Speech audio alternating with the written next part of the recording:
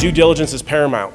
Just because a wealth manager says this is a great deal does not mean that you should plop your entire $1 million exchange into that one DST UPREIT.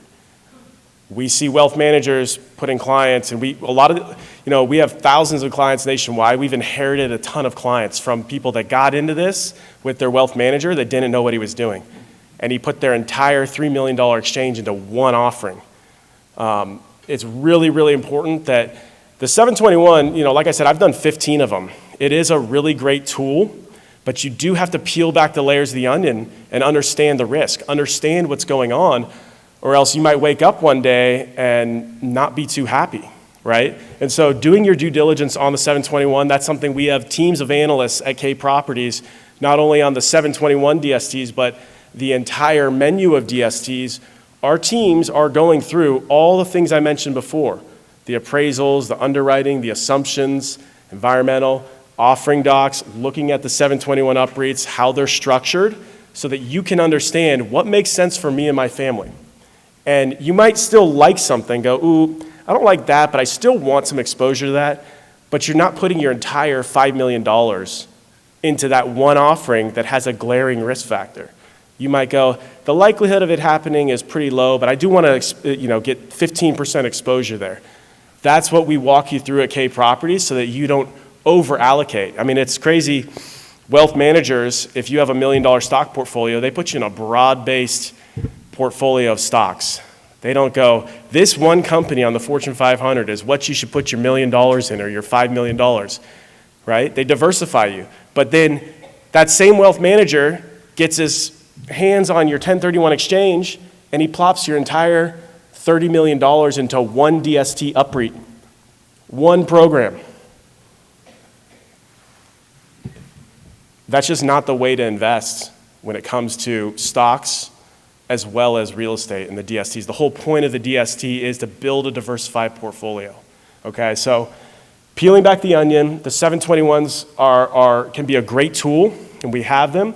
We really like to have fully optional 721s, okay? There's 4 721s and there's fully optional 721s.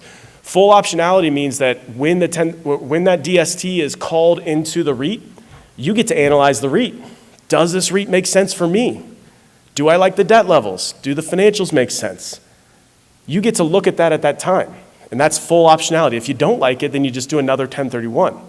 Where with the 4 721s, unfortunately, you're making a decision today, and then in 2 or 3 years, you're forced to go into that. Well, what if the management company of that REIT shifted styles and went from the lower risk multifamily industrial type real estate and then jumped into hotels in a big way? Some of the larger 721 UPREIT DST companies, these are giant institutions. They've traded hands. These big companies have been sold multiple times, okay?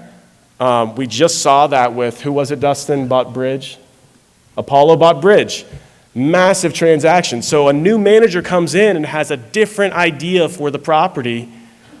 If you're in a 4721, it doesn't matter. You don't get a decision. So we really prefer fully optional. Again, you want to look at the final destination REIT financials and debt levels, really with a critical eye. Understand what's going on. Peel back the onion. That's what our analysts do. We can walk you through those. It's not to say that any of them are bad necessarily, okay? But you have to understand what's going on, and that's what we're here to help you with. And then lastly, tax protection agreements. That's something that is really important. Essentially, if you're in a DST that gets called into a REIT, if that REIT ends up selling that DST, even though you're diversified in the entire REIT, if they sell that DST building and don't internally within the REIT do a 1031 exchange, it's as if you had a failed 1031 exchange, okay? And your capital's tied up in the REIT, but you got the tax bill as if you just sold the property and didn't do a 1031 exchange. So what some of these REITs do is they do a tax protection agreement. This is a TPA, we call it. It essentially is the REIT saying, hey, listen, Mr. and Mrs. Investor, if we sell this DST and we don't do a 1031 exchange, guess what? We will pay your federal and state capital gains taxes, the tax protection agreement. Some of them are just for 2 to 5 years, okay? One of the ones we have is 20 years. We like the longer the better, okay? A bunch of the big 721 UPREITs don't have a tax protection agreement. If you type in on a global search on the PDF or the DST private placement memorandum and type in tax protection agreement, you're going to see we are not offering you a tax protection agreement. You'll see that in the fine print, okay?